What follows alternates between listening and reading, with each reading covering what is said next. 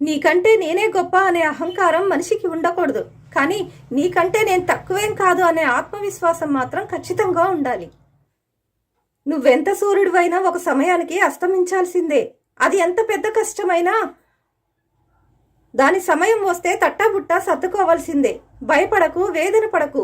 నీ సమయం వచ్చేంత వరకు సహనాన్ని వీడకు. గొప్పగా సాధించాలి అంటే ముందు గొప్పగా పోగొట్టుకుని ఉండాలి, లేదా గొప్పగా కష్టాలను తట్టుకునే వారైనా అయి ఉండాలి. పరిస్థితి ఏదైనా దృఢంగా నిలబడగలగాలి. సమయం వచ్చేసరికి పుల్ల మామిడి కూడా తీపి మామిడిగా మారిపోతుంది. విలువలేని వారితో వాదించటం, వారి మాటలకు స్పందించటం వల్ల వారి విలువ మనం పెంచినట్లే అవుతుంది. కదలని బొమ్మకి కవితలు చెప్పినా, మారని మనిషికి నీతులు చెప్పినా ఒకటే. మంచితనం కూడా మందు లాంటిది. డోస్ ఎక్కువైతే మనకే ప్రమాదం. పదవిని చూసి వచ్చే మర్యాద ఎక్కువ కాలం ఉండకపోవచ్చు, కానీ పద్ధతిని చూసి వచ్చే మర్యాద ప్రాణం పోయే వరకు ఉంటుంది. నీ ఆనందం పంచుకునే వారి కంటే నీ బాధను పంచుకునే వారికే ఎక్కువ విలువ ఇవ్వు.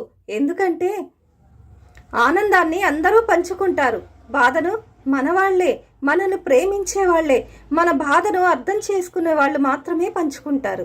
కృంగిపోవద్దు, బాధపడవద్దు. ఎందుకంటే నీకు నీ సమస్యకు మధ్యలో ఎవరు ఉన్నా లేకపోయినా దేవుడున్నాడు. సహాయం కోరి వచ్చిన వారిని ఎప్పుడూ చులకనగా చూడకు. ఎందుకంటే నీకు కూడా ఎప్పుడో ఒకసారి అవసరం రావచ్చు. ఎందుకంటే ఇతరుల అవసరం ఎప్పటికైనా నీకు కూడా రావచ్చు. ఒకరికి నచ్చేలా ఉండాలని ఎప్పటికీ అనుకోకు. ఎందుకంటే ఇది నాటకం కాదు, జీవితం. ఎందుకంటే ఎదుటివారికి నచ్చేలా ఉండటానికి ఇది నాటకం కాదు, జీవితం. చిన్న రంధ్రం నిండు కుండను ఖాళీ చేసినట్టే అణువంత అహం చక్కటి అనుబంధాన్ని దెబ్బతీస్తుంది. నీ పని నీకు చాలా కష్టం అనిపిస్తుంది.